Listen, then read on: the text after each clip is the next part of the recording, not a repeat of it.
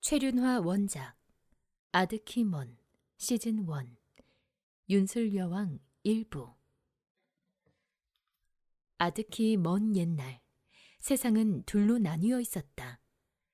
빛과 대지의 법도가 흐르는 인간의 땅, 그리고 차가운 기와 신비가 넘실대는 정령의 영역. 그렇게 그곳은 서로의 세상을 침범하지 않는 인간과 정령이 공존하는 곳이었다.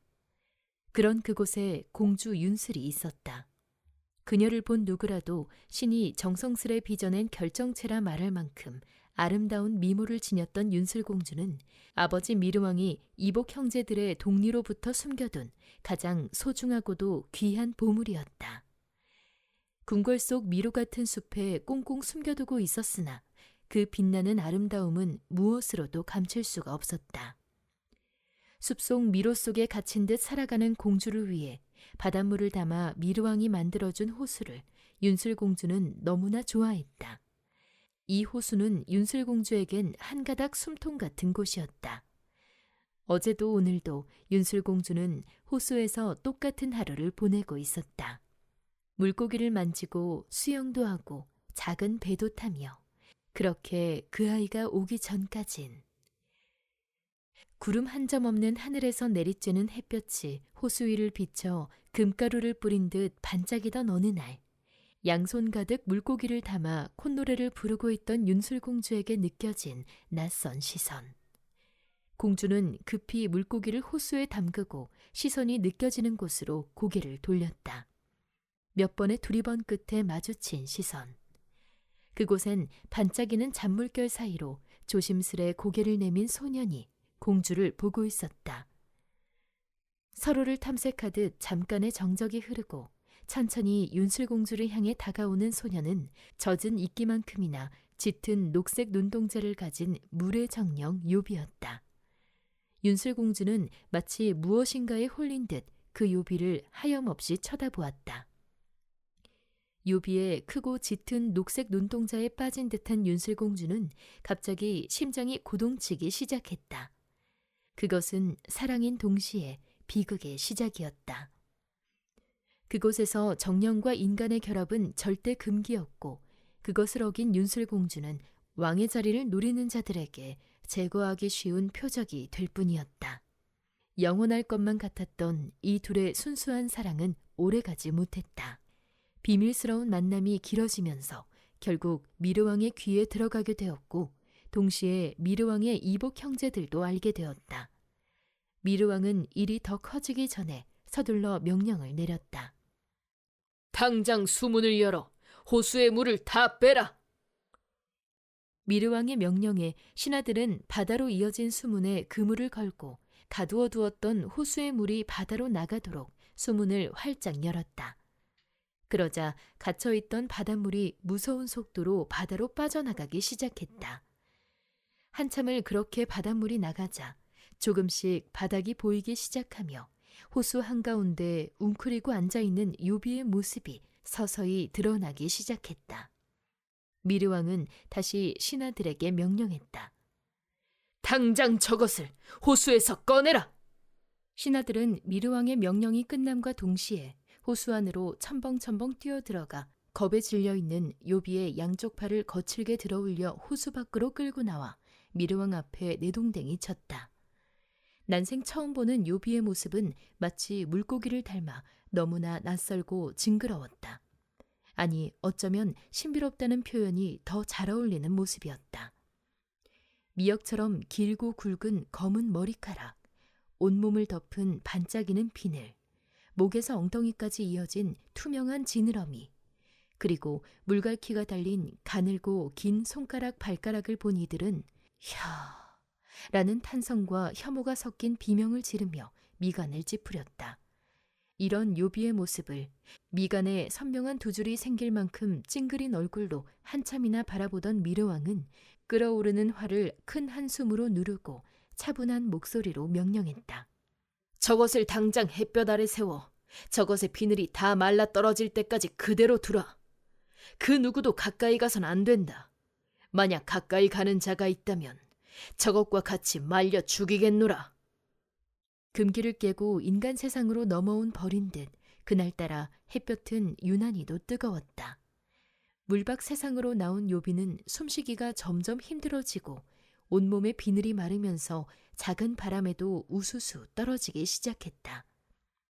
처음엔 그저 호기심으로 와본 인간 세상이었지만 이곳에서 우연히 윤슬공주를 처음 본 순간 더 이상 호기심이 아닌 하루라도 그녀를 보지 않고선 견딜 수 없는 마음으로 그녀에게 다가왔고 그저 한 번의 눈맞춤이면 될 것 같던 그녀에 대한 마음은 이겨낼 수 없는 사랑이 되어버렸기에 그녀를 위해 죽음을 피하지 않았다. 자신이 도망친다면 그녀의 위치가 위태로워질 것을 알았기 때문이다. 그 처절한 진심을 지켜보던 윤술공주 또한 절규하며 미르왕에게 애원했다. 제발 살려주세요. 목숨만 살려주신다면 다시는 보지 않을게요. 그저 어딘가에 살아있다는 것만으로도 저는 견딜 수 있어요. 아버지 제발 저 아이가 너머 세상으로 살아 돌아갈 수 있게 해주세요. 하지만 미르왕은 냉정했다. 딸을 향한 사랑은 때론 가장 잔인한 집행자가 되기도 한다. 자신을 위해 공주라는 자리도 내려놓은 채 처절하게 비는 윤술공주를 위해 요비는 기꺼이 죽음을 받아들이기로 했다. 그날 자신을 위해 죽음을 선택한 요비를 보며 윤술공주의 영혼도 함께 죽어갔다. 미르왕이 이토록 잔인하게 요비를 처단한 이유는 4명의 이복 형제들 때문이었다. 그 4형제는 선왕의 첫 번째 부인인 왕비의 몸에서 태어난 한 어머니를 둔 형제들이었고 순서로는 셋째였던 미르왕은 선왕이 유일하게 사랑했던 후궁의 아들이었다. 선왕은 엄청난 피바람을 일으키면서까지 자기가 유일하게 사랑했던 여자와의 사이에 태어난 미르를 왕자에 앉히려 했고 신료들의 반대와 정세의 혼란 속에서도 선왕의 고집을 꺾을 자는 없었다. 그리하여 결국 미르는 지금의 왕좌에 앉게 된 것이다. 왕비의 4아들은 미르왕의 궁을 중앙에 두고 동서남북에 자신들의 성을 세워 겉으로는 궁을 지키고 있는 듯 했지만 사실은 수호가 아닌 감시의 성이었다. 정통성을 지닌 왕비 소생의 형제들에게 미르는 죽어 마땅한 찬탈자인 것이다. 미르왕에게 그들은 언제 어디서 어떻게 쳐들어와도 이상할 것 없는 무서운 존재들이었다. 작은 키에 뚱뚱한 몸을 가진 첫째 하람은 북쪽 성주로 피비린내 나는 권력욕을 숨기지 않는 야수 같은 자로 미르에게 공포의 대상이다. 그의 부인 아라가야 또한 만만치 않았다. 뺏겼다 생각하는 왕좌에 하나뿐인 제 아들을 안치기 위해 윤술공주의 목을 겨누고 있는 여자이다. 크고 마른 몸의 둘째 로우는 서쪽 성주로 포악한 형 하람을 보며 욕심 없는 척 방관자로 살아가지만 사실 자신의 가족만을 위해 남의 불행을 이용하는 가장 이기적인 기회주의자이다. 그의 부인 고타야 또한 그런 남편의 뒤에서 독사처럼 몸을 사리는 여자이다. 이들에겐 3명의 딸이 있다. 근육질에 단단한 몸을 가진 셋째 느레랑은 남쪽 성주로 맏형 하람의 사냥개 노릇을 하며 충성하는 척하지만 언제든 형의 심장을 찌를 단검을 품고 있는 형제 중 제일 야비한 자이다. 아내 하슬라와 쌍둥이 아들이 있다. 작고 마른 넷째 늘차는 동쪽 성주로 쌍둥이 형인 느레랑과 달리 병약하고 왜소하며 정신이 온전치 못해 그 결핍이 어떤 광기로 변할지 누구도 예측할 수 없는 자이다. 이들 중 가장 치명적인 인물은 셋째 느레랑의 아내 하슬라이다. 그녀는 타고난 무력과 잔혹함을 화려한 겉모습 뒤에 감춘 남편인 느레랑보다 더 야비한 여자이다.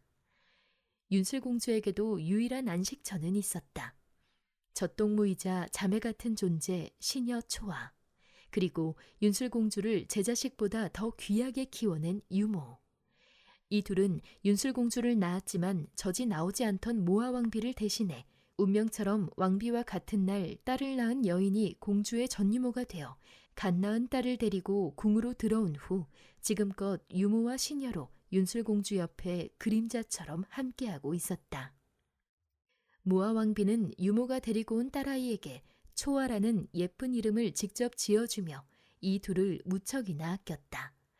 갓난아기 때부터 한 품에서 자란 윤슬공주와 초아는 피를 나눈 자매보다 더 깊은 우애를 나누며 자랐다.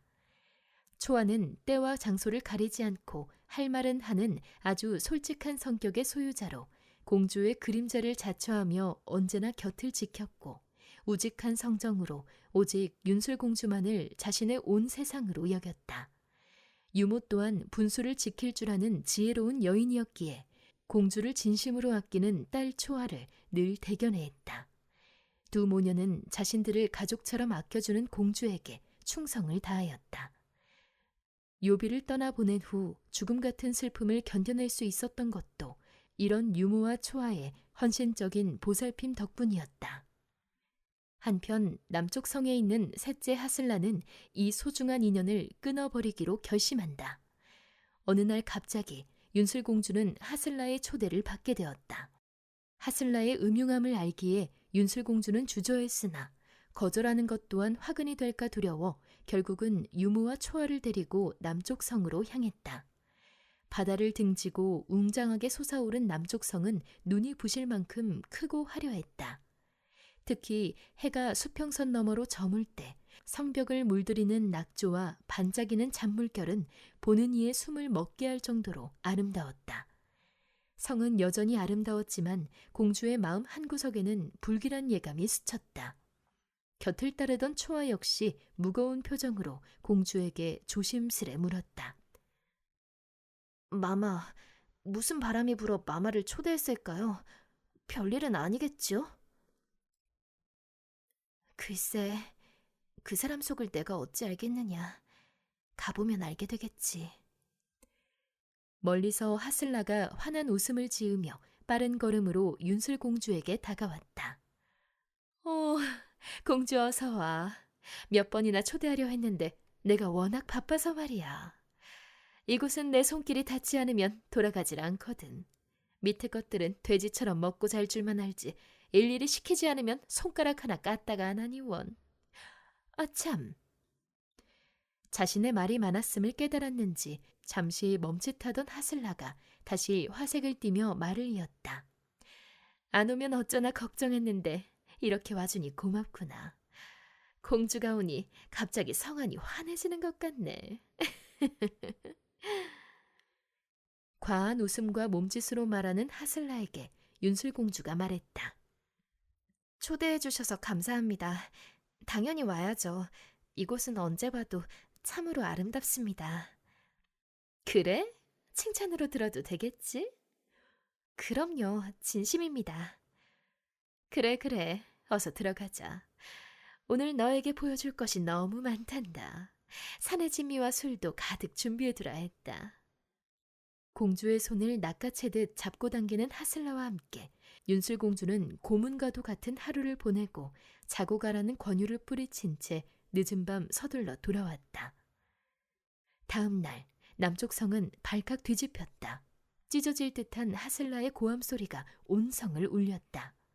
동이 트기도 전부터 일어난 하슬라는 자고 있는 남편 느레랑을 흔들어 깨우며 버럭버럭 소리를 질렀다. 내 비녀가 없어졌어. 내 것 중에 제일 크고 화려한 거란 말이야.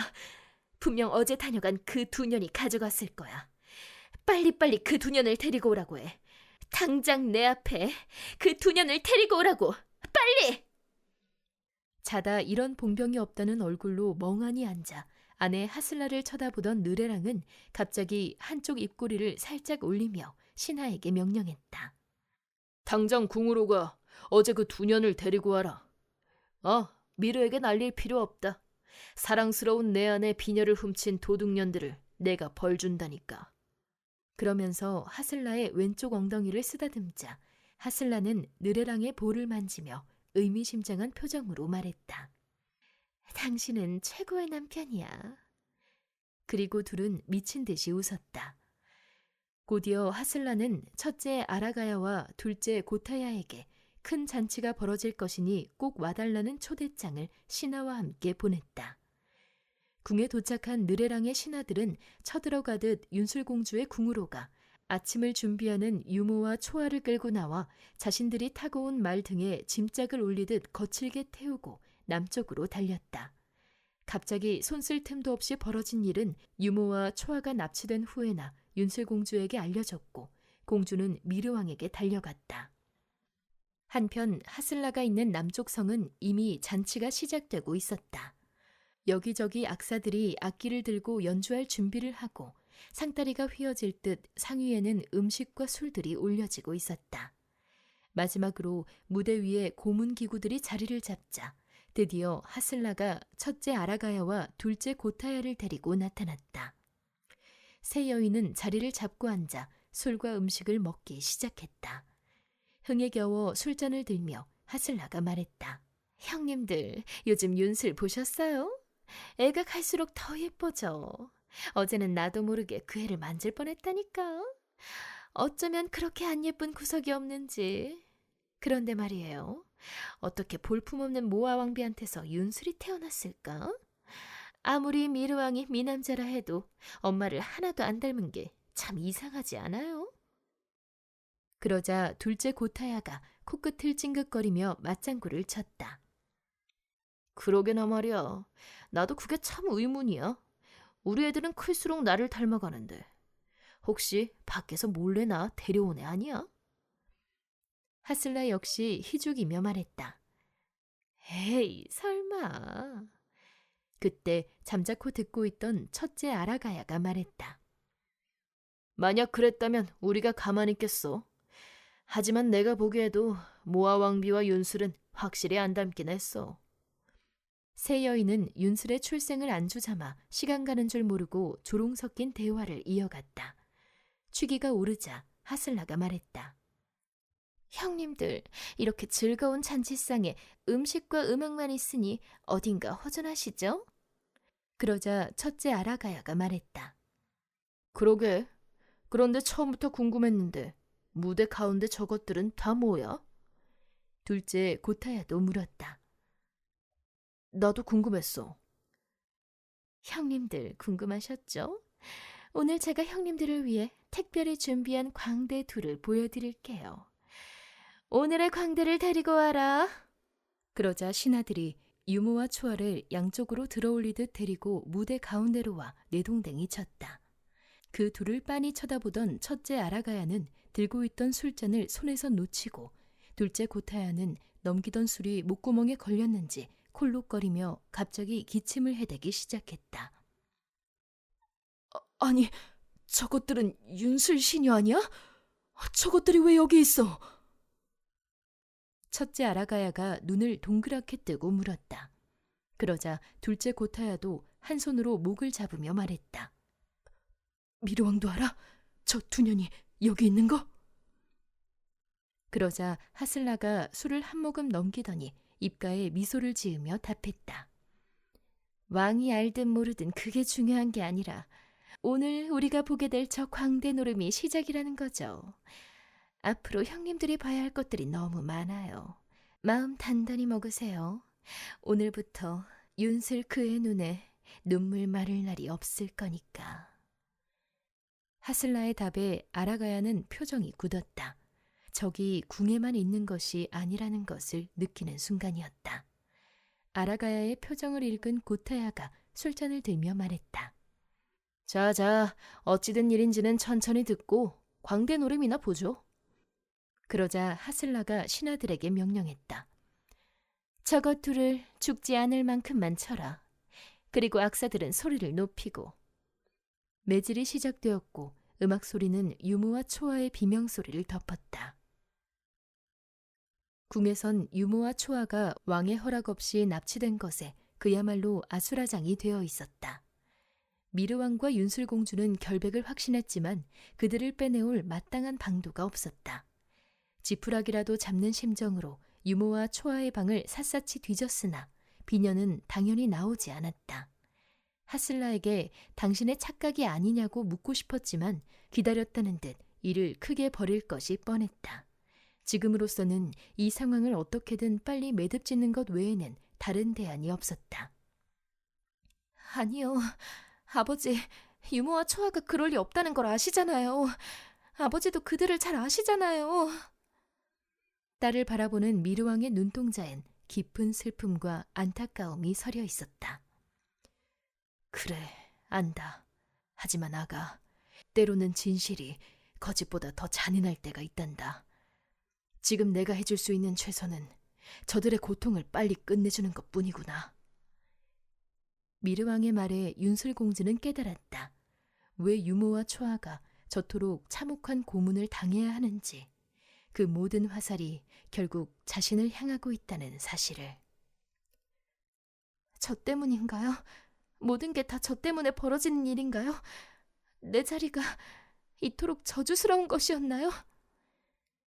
울부짖는 딸을 바라보는 미르왕의 가슴도 갈갈이 찢겨나갔다.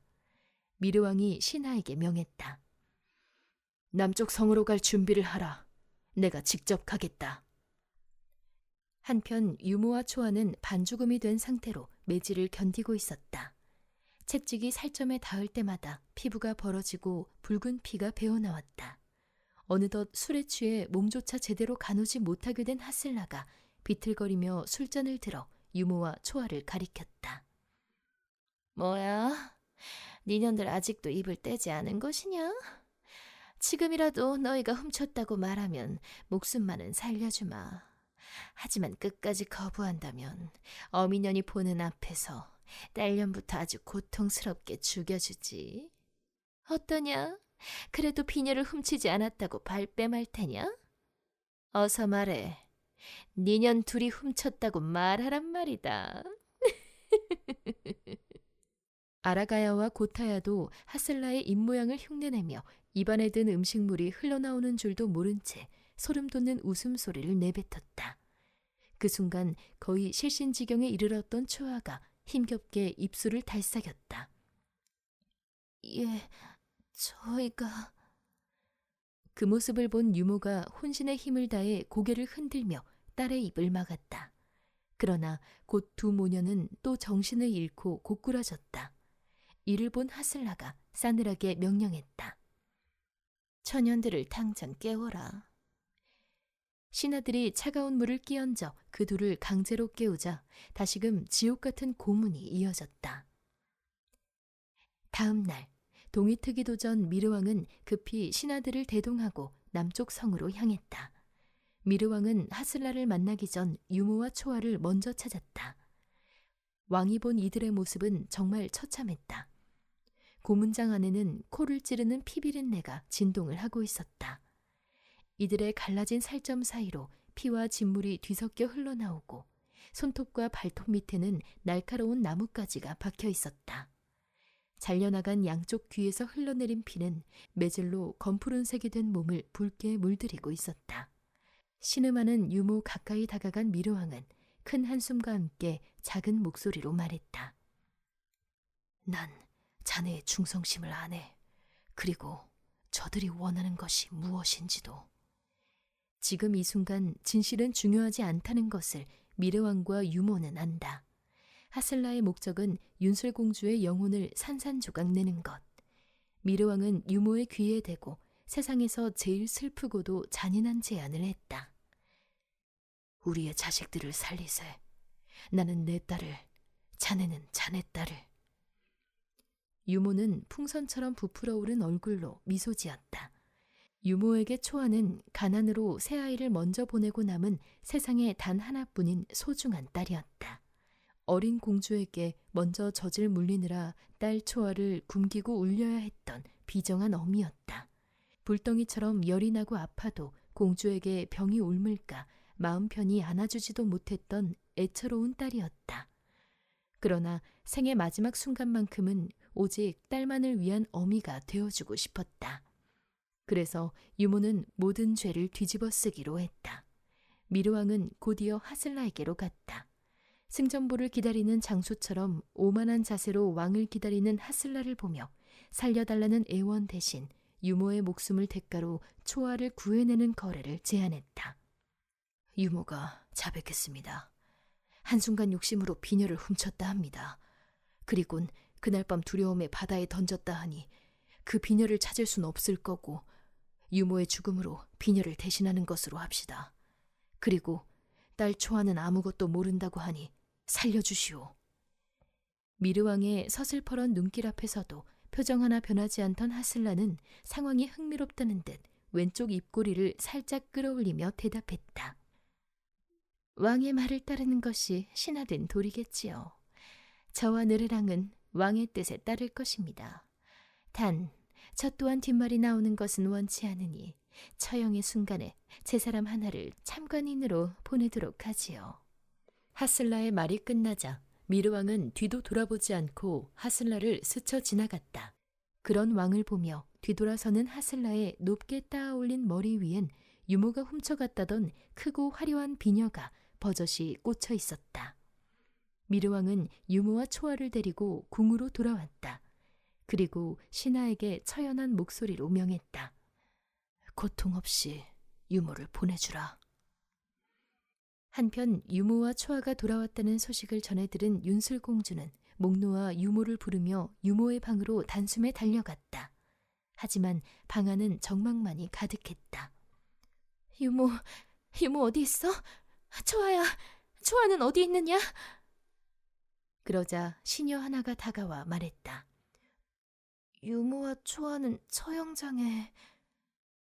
뭐라고? 안 돼! 윤슬공주는 비명을 지르며 처형장으로 달려갔다. 그러나 이미 그곳은 군사들이 서로의 팔짱을 끼고 울타리를 만들어 거대한 벽이 되어 서 있었다. 공주는 그 단단한 벽을 뚫고 들어갈 수 없었다. 비켜라! 이놈들아, 나다! 이 나라의 공주란 말이다! 어서 물러서지 못해! 목이 터져라 외치며 군사들의 옷자락을 잡아당기고 틈새를 비집고 들어가려 애썼지만 굳게 닫힌 인간의 벽은 미동조차 없었다. 내가 명한다. 죽기 싫으면 당장 비켜라. 제발 유모에게 나를 보내줘. 유모, 내 목소리 들려? 유모, 나 여기 있어. 나 왔어. 무서워하지 마. 내가 곁에 있어. 처절한 외침에도 군사들은 공주의 시선을 외면한 채 묵묵히 자리를 지켰다. 마침내 공주는 무너져 내려 엄마를 부르며 오열했다. 유모, 엄마, 나 무서워. 얼마나 시간이 흘렀을까. 해가 지고 장작불이 어둠을 밝히자 유모가 있던 그곳에서 유모 없이 초아만이 혼자 걸어 나오고 있었다. 풍선같이 부은 얼굴에 채 펴지지 않는 허리로 한쪽 다리를 질질 끌며 걸어 나오던 초아는 땅바닥에 양손을 축 늘어뜨리고 태아처럼 쪼그리고 앉아있는 윤술공주를 보자 무슨 말인지도 모를 소리를 짐승처럼 지르며 울기 시작했다. 고문으로 만신창이가 된 채 혼자 서서 울고 있는 초아를 보며 천천히 힘겹게 일어난 윤술공주는 초아에게 다가가 초아의 잘려나간 귓볼에 떨리는 두 손을 대고 아무 말 없이 눈물만 흘렸다. 자신의 두 볼을 감싸쥐는 윤술공주를 보며 초아는 겨우 힘겹게 말을 했다. 공주님의 목소리에 괜찮다 했습니다. 초아는 눈물로 범벅이 된 얼굴로 유모의 마지막 말을 전했다. 사랑한다고, 감사하다고, 그리고 미안하다고 했습니다. 초아가 울며 전하는 유모의 마지막 말에 아무 표정 없이 터진 수도꼭지 마냥 눈물만 줄줄 흘리던 윤슬공주는 초아의 귓볼을 더 꼭 감싸쥐고 누구도 들을 수 없는 말을 뱉었다. 나를 원망하라. 그날 윤술공주는 유모와 함께 또다시 죽었다. 지옥 같던 어제가 가고 세상은 아무 일도 없었다는 듯 오늘 아침의 해는 눈이 부시도록 잔인하게 세상을 밝히고 있었다. 하지만 궁 안은 이른 아침부터 비명 섞인 경악으로 가득 찼다. 윤술공주를 대면한 시녀들이 일제히 기겁했기 때문이다. 간밤의 고통이 얼마나 극심했던지 윤술공주의 앞머리가 만년설처럼 하얗게 변해 있었다. 윤술공주는 자신을 보고 사색이 된 이들을 향해 무슨 일이냐 묻고 싶었지만 목소리가 나오지 않았다. 요비를 잃고 유모를 떠나보낸 영혼의 비명이 목소리마저 앗아간 것이었다. 그날 이후 궁 밖에서는 윤술공주가 미쳤다는 소문이 독초처럼 퍼져나갔고 이복 형제들은 무너져가는 윤슬공주의 모습에 승전보를 기다리며 지켜보고 있었다. 무너지는 딸을 보는 미르왕은 공포와 죄책감에 휩싸였다. 딸을 덮친 이 가혹한 운명이 두려웠던 미르왕은 결국 공주를 또다시 유폐하듯 격리하며 엄명을 내렸다. 누구도 공주에게 가까이 가지 말라. 손끝이라도 닿는 자는 죽음을 면치 못할 것이다. 그렇게 윤슬공주는 무수한 사람들 속에서 가장 처절한 고독 속으로 들어갔다. 시간은 모든 것을 무디게 만든다고 하지만 어떤 아픔은 세월조차 이기지 못한 채 깊은 그리움으로 박제된다. 낙엽 밟는 소리조차 버겁던 어느 가을날, 호숫가를 걷던 윤슬공주 앞으로 작은 공 하나가 대굴대굴 굴러왔다. 곧이어 윤슬공주를 보지 못한 채 공만을 쫓아오던 작은 여자아이가 공주와 부딪히고 말았다. 순간 윤슬공주를 지키던 호위무사들이 여자아이 목에 칼을 겨누자 깜짝 놀란 공주는 반사적으로 손을 뻗어 그 칼을 막아세웠다. 돌처럼 굳어버린 여자아이를 한참이나 바라보던 윤슬공주는 가만히 자신의 손등으로 여자아이의 볼을 쓸어보았다. 얼마 만에 느껴보는 타인의 온기인가. 그날 이후 소담이라는 예쁜 이름을 가진 10살배기 여자아이는 윤슬공주의 전속 심부름꾼이 되었다. 목소리를 잃은 공주 곁에서 소담은 궁안의 온갖 이야기를 제잘제잘 들려주었다. 바람난 궁녀 이야기부터 도둑질하다 들킨 사연, 궁안에 자신만 아는 비밀 동굴이 있다는 천진난만한 이야기까지.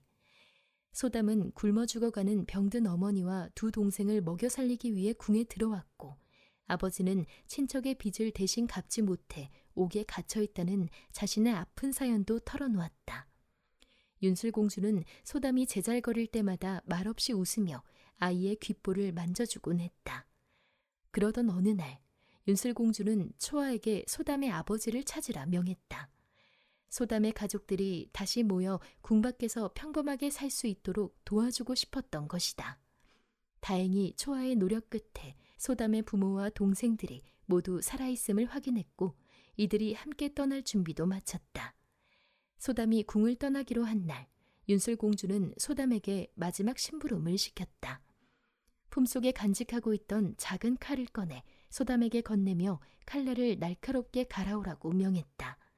공주는 초아도 알아서는 안 된다며 너와 나만의 비밀이라고 입술에 손가락을 갖다 대고는 서로의 가슴에 손을 얹어 굳은 약속까지 했다. 그날 밤 소담은 아무도 모르게 윤슬공주의 마지막 심부름을 완수했다.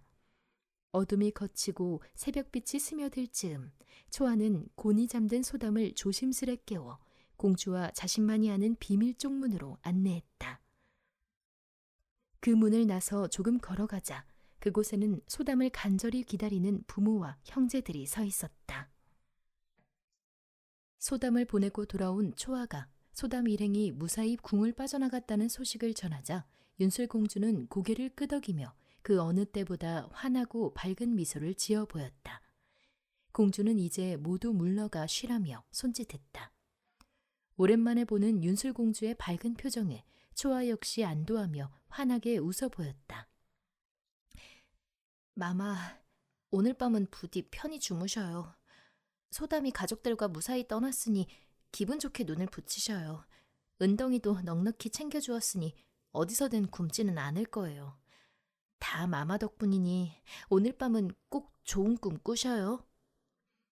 소담이 맡았던 마지막 비밀 심부름을 꿈에도 모르는 초아는 그날따라 유난히 몇 번이고 공주의 이부자리를 정성스레 매만졌다. 그만해도 좋다는 공주의 손짓에 초아는 찡긋 웃으며 방을 나섰다. 초아가 나가고 침대에 홀로 남은 윤슬공주는 가늘고 긴 숨을 한번 내뱉고는 품속에 숨겨두었던 차가운 칼을 꺼내들었다. 그리고 조금의 망설임도 없이 가녀린 손목 위에 칼날을 올리고 꾹 눌러 그었다. 잠시 뒤 붉게 물든 칼을 반대편 손으로 옮겨쥐고는 다른 쪽 손목마저 그어내렸다. 살점이라고는 없는 희고 가느다란 손목 위로 핏방울이 비눗방울처럼 몽글몽글 솟아올랐다. 이내 공주가 입고 있던 하얀 속옷 위로 붉은 피가 뚝뚝 떨어져 번져갔다. 윤술공주는 버텼다.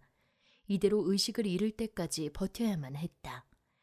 머리끝부터 발끝까지 식은땀이 흐르기 시작하고 파르르 떨리는 입술 사이로 자꾸만 눈꺼풀이 무거워졌다. 아득해지는 의식 속에서 죽은 요비가 보였다. 생전의 모습보다 훨씬 더 눈부시고 아름다운 자태였다. 공주는 가만히 웃었다. 다행이었다. 그곳에서는 편안해 보이는 그의 모습에 공주는 고마웠다. 윤술공주의 입술은 소리 없이 미안해라는 말을 되뇌었다. 곧이어 유모의 모습도 보였다. 살아생전 공주를 바라보던 그 따뜻하고 인자한 눈빛으로 환하게 웃고 있는 유모를 향해 공주는 간신히 눈을 뜨며 입술로 엄마를 불렀다. 마마, 아가, 아직은 아닙니다. 공주님, 지금은 때가 아닙니다. 유모는 단호하게 고개를 저었다. 윤술공주 역시 유모를 보며 고개를 가로저었다. 어느새 백지장처럼 창백해진 공주는 주먹을 쥐고 자신의 가슴을 치기 시작했다. 그 처절한 몸부림을 지켜보던 유모가 갑자기 죽기 전 퉁퉁 부어오른 참혹한 모습으로 변하더니 호통을 쳤다. 마마, 이 나라는 오직 마마만이 살릴 수 있습니다. 유모의 목소리가 동굴 속 외침처럼 울려 퍼지자 윤술공주는 힘없이 쓰러졌다. 차마 제 방으로 돌아가지 못하고 방문 앞을 서성이던 초아가 그 모습을 보고 비명을 지르며 뛰어들어왔다. 공주의 눈에는 달려오는 초아와 신하들의 모습이 마치 느린 그림처럼 비쳤다. 마마! 마마! 마마! 사방에서 자신을 부르는 목소리가 메아리처럼 귓가를 울렸다. 윤술공주는 희미해져가는 의식의 끝자락에서 마지막 인사를 건넸다. 초아야, 안녕. 모두 안녕. 힘겹게 눈을 떴다. 유모가 마중 나와 있겠지. 그러나 흐릿한 시야 사이로 윤술공주 눈에 가장 먼저 보인 것은 유모가 아닌 걱정이 가득한 얼굴로 자신을 내려다보고 있는 미르왕이었다. 또다시 지옥 같은 궁이다. 죽지 못했다는 절망감에 윤술공주 목에선 비명 같은 소리가 터졌다.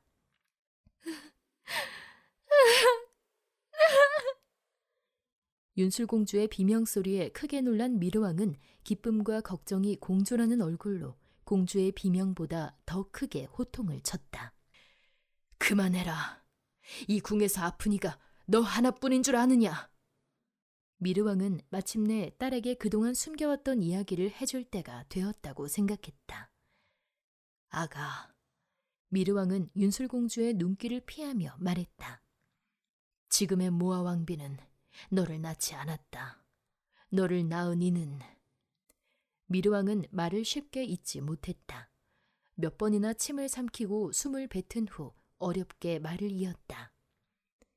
너를 볼 때마다, 그 아이와 똑같이 생긴 너의 눈동자를 볼 때마다 그 아이가 생각이 나 너에게 가까이 가는 것이 두려웠다.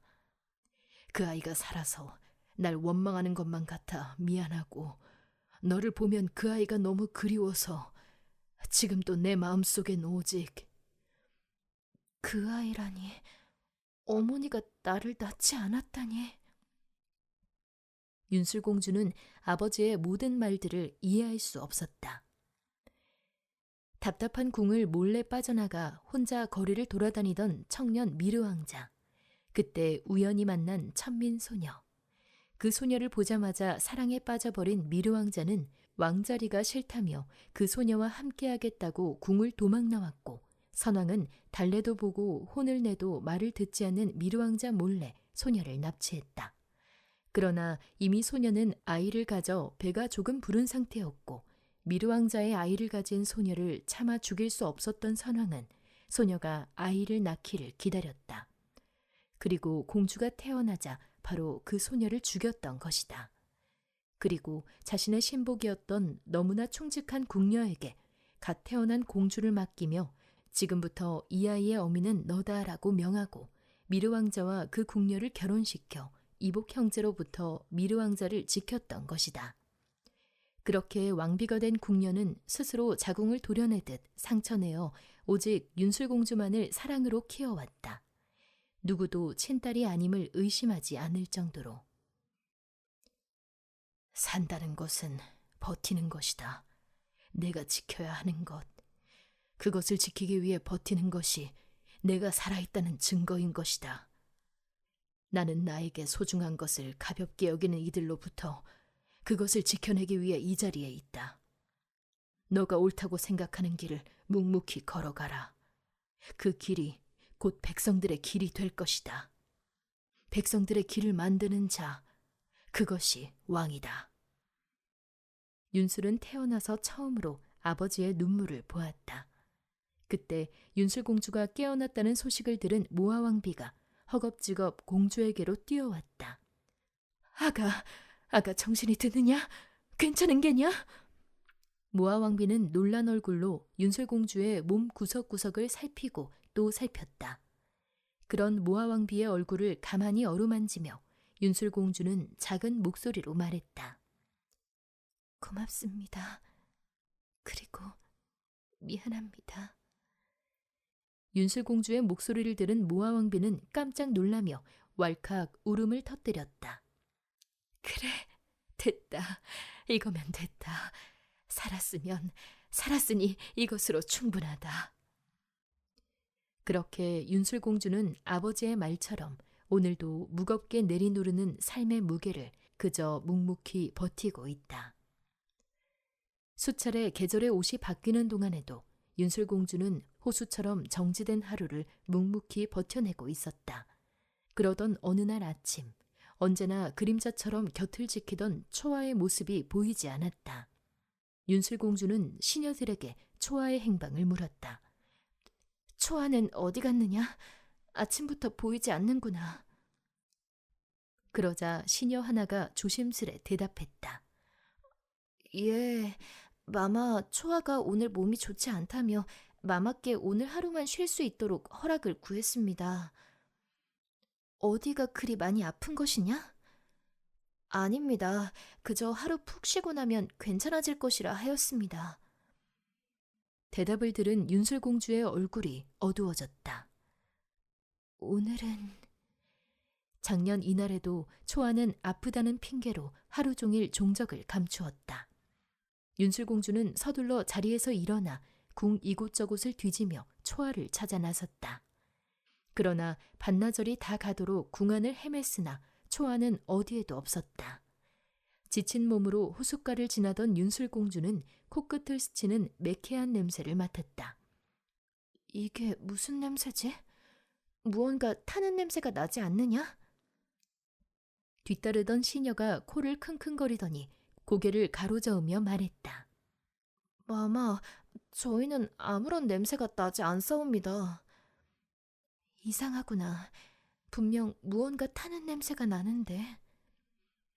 윤술공주는 이끌리듯 냄새가 시작되는 곳으로 발걸음을 옮겼다.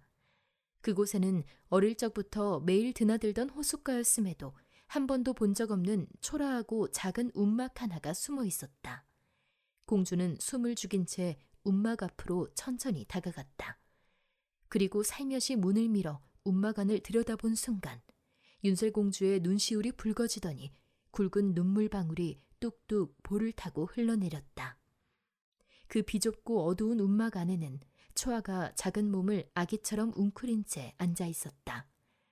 초아의 앞에는 몇 가지 음식이 차려진 작은 상이 놓여 있었고 그 옆에는 다 타버린 촛대 하나가 외로이 서 있었다. 초아야. 윤술공주가 떨리는 목소리로 이름을 부르자 초아가 천천히 고개를 들었다. 얼마나 울었는지 눈과 얼굴이 퉁퉁 부어올라 본래의 얼굴을 알아보기 힘들 정도였다. 공주는 초아에게 다가가 자신의 이마를 초아의 이마에 가만히 맞대었다. 그리고 유모를 보냈던 그날처럼 두 손으로 초아의 귓볼을 따뜻하게 감싸주었다. 그러고는 초아 옆에 나란히 앉았다. 왜 말하지 않았어? 함께 했어야지. 난 내가 모르는 척하는 것이 너를 위하는 길이라 생각했어. 내가 아는 척하면 너가 더 힘들까 봐. 말을 끝내고 잠시 생각하던 윤슬공주는 떨리는 아랫입술을 살짝 깨물며 다시 말했다. 아니, 초아야. 사실은 내가 너무 아파서 그랬어. 내가 너무 미안해서. 나 때문에 유모와 너가 그런 일을 당했는데 차마 네 얼굴을 마주할 용기가 없었어. 나보다 훨씬 더 아픈 너를 두고 내 아픔만 생각했어. 정말 미안해. 이제부터는 무엇이든 나와 함께하자. 유모도 우리가 함께하기를 바랄 거야. 초아는 말없이 고개를 끄덕였다. 오늘은 유모가 공주와 초아 둘을 남겨두고 떠난 날이었다. 엄마를 보낸 뒤 초아는 엄마와의 추억이 가장 많은 이 호숫가에 아무도 모르게 작은 움막을 짓고는 사무치게 엄마가 그리울 때마다 혼자 찾아와 울다 가곤 했던 것이다. 초아를 찾느라 종일 물 한 모금 마시지 못했던 윤슬공주는 초아가 정성껏 만든 제사 음식 하나를 집어 입에 넣었다. 아, 짜. 초아, 너 오늘도 엄마한테 잔소리 좀 듣겠다. 윤슬공주의 말에 슬픔이 가득했던 움막에서 두 사람은 서로의 얼굴을 바라보며 참아왔던 웃음을 터뜨렸다.